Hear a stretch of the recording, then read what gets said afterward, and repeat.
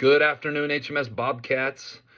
Welcome back to another week at HMS. Welcome back to another year at HMS. I'm super excited to be back with you all, as is all the other adult staff members in this building. This year's not looking like I thought it would when we left at the end of last year, but I do think it's going to be better than it was last year and how it finished up 2 years ago. So positive thinking there.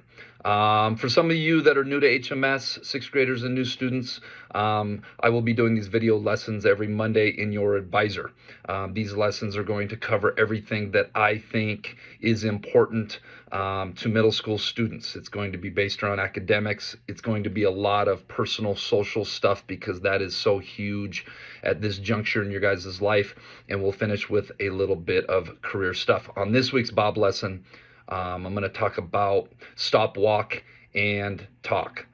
Stop, walk, and talk is something that is a very universal, lifelong skill that is very important to master. What is stop, walk, and talk? Stop, walk, and talk is how you handle situations when other people in life are disrespectful to you.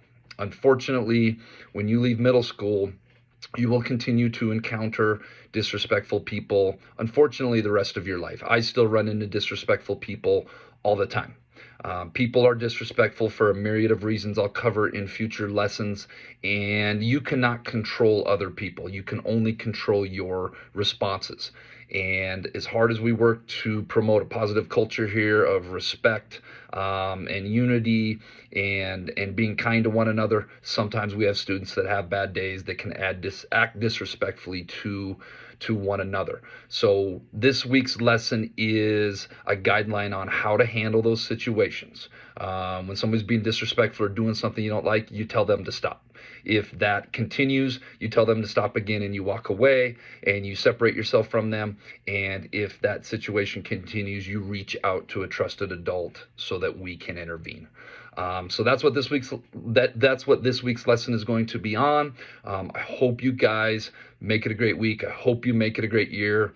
My guidance continues to be adversity is going to happen in life. We've been through this for like 18 months now with this pandemic. You're going to continue to face adversity the rest of your life in different forms and fashions. So this is a great test for all of us to continue adjusting, persevering, and plugging on. Hope you guys have a great week. This week at HMS. Let's be safe, let's be responsible, let's be respectful, and let's be a learner. All right, for those of you that weren't taught stop, walk, and talk at elementary school that they went to, because we all come from a lot of different elementary schools, I'm going to tell you a little bit quickly about how this works.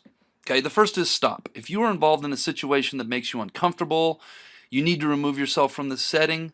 Tell the person or persons that is being disrespectful to you to stop. And we want to do this calmly and we want to do this strongly. Now, some of you may have been taught the stop sign in elementary school, and I get it, we're in middle school right now. We don't use the stop sign, but it is important to look that person in the eye and calmly and strongly and in a serious tone let them know stop. I do not like that behavior. I do not like what is going on. I would like it to stop.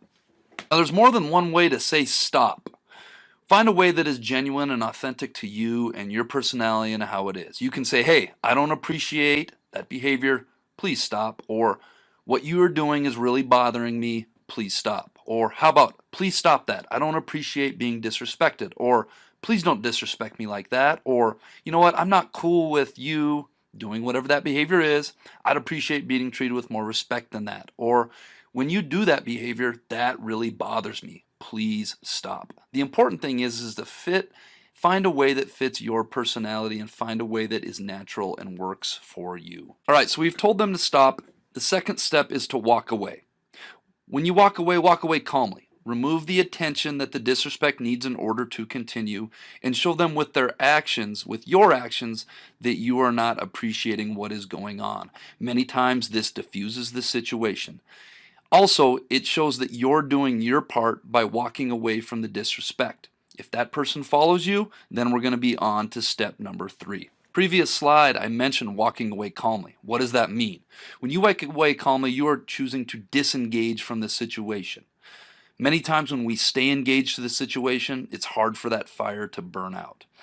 When we walk away, you're not being disrespectful to yourself in response to the other student's disrespect.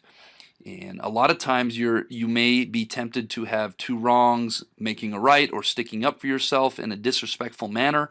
Then both parties are in trouble. Also, by walking away calmly, you're not encouraging other students to be disrespectful to the student who was disrespectful to you. Two wrongs don't make a right, and we're not trying to have an eye for an eye situation here at the Helena Middle School. So, we've told that person to stop. We have disengaged and walked away. And either one of two things are happening. That person is following us and still disrespecting us, or the disrespect is happening over and over again. That's when we talk. When we talk to a responsible adult, an adult you trust, and we get help from that responsible adult. So, who are responsible adults? Well, we've got a school full of teachers. If this happens in a classroom, a teacher would be a great person to talk to. If this happens at recess or in the cafeteria, playground staff might be a great person to speak with. And then, of course, the counselors. The cool thing about talking to the counselors are we're especially trained to mediate and work through situations to get all parties back on the right tracks.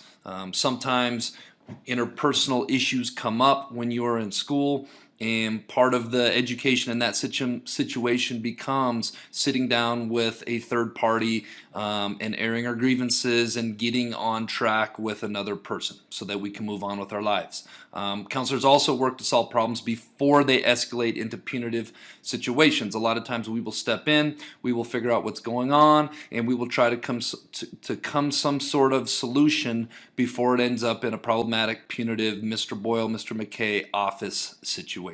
All right, so what's the difference between talking versus tattling? Because I know a lot of you, when you tell an adult, you feel like you're tattling. Well, talking is when you have tried to solve the problem yourself and you have used stop and you have walked away first. Tattling is when you do not use stop, you not walk away, you go directly to reporting it to an adult. Tattling is when your goal is to get the other person in trouble. That's why stop, walk, and talk goes in that order. We want to let that other person know that, hey, we're not appreciating it and I'm going to remove myself from this situation. At that point, if that other person follows, you have done your part and it's time to get an adult involved. That's not tattling as well, because we're working to problem solve. Maybe that other person that is disrespecting is having a bad day.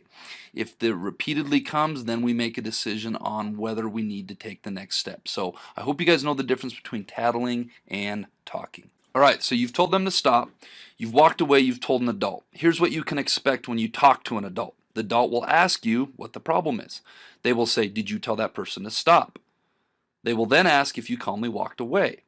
If you haven't done these steps first, the adult is going to ask you to do that. So make sure when we talk to an adult that we let them know what the problem is, and we let them know, hey, I have told that person to stop, I've told that person to walk away, and now I'm talking to you. I know it's hard for a lot of you to report the problem to a responsible adult. Why is it so hard? Many incidents of disrespect are not reported, in spite of the fact that the research shows that reporting is the most effective tool for actually getting problem behavior to stop.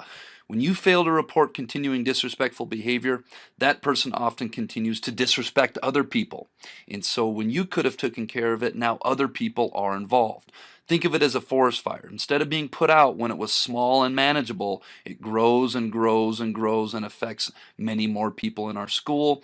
And we don't want our school to become a place where our culture is we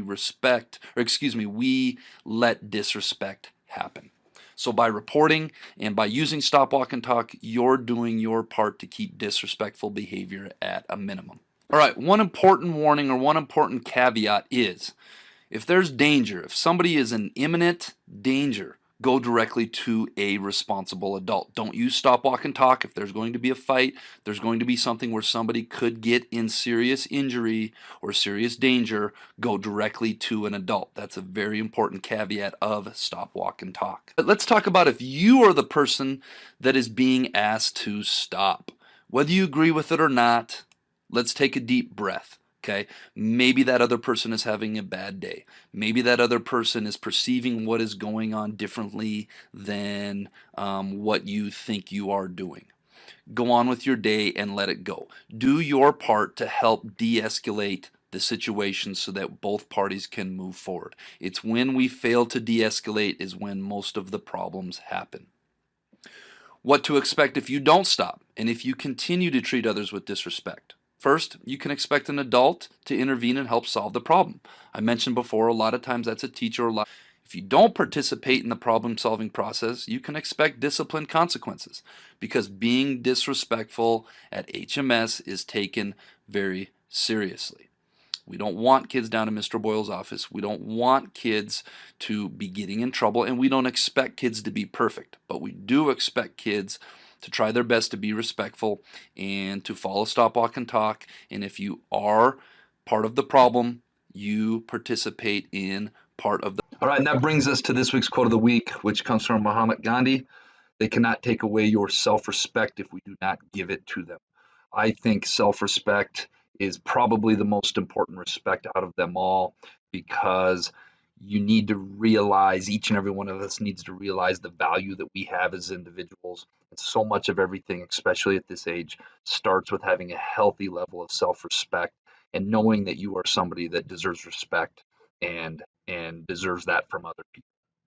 This week's Jelly Bean question of the week, the intro had me thinking about this. When was the last normal day we were in school?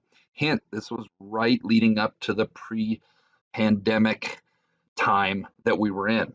So for those of you, again, that are new to HMS, this is how the Jelly Bean question of the week works. Inside the counseling area, we have this little box. We've got some pencils. We've got some little pieces of paper. Each week, I will have a Jelly Bean question of the week. You come in on your own time. You don't come out of class to do this. You do this before school, after school, on your own time, and come submit your answer. And then tune in next week. I draw the first 5 successful correct answers, and then I post them on the following Bob lesson. And if your name gets posted as being a winner, you come see me again on your own time for a scoop of jelly beans. All right, Bobcats, let's make it a great week and let's make it a great school year.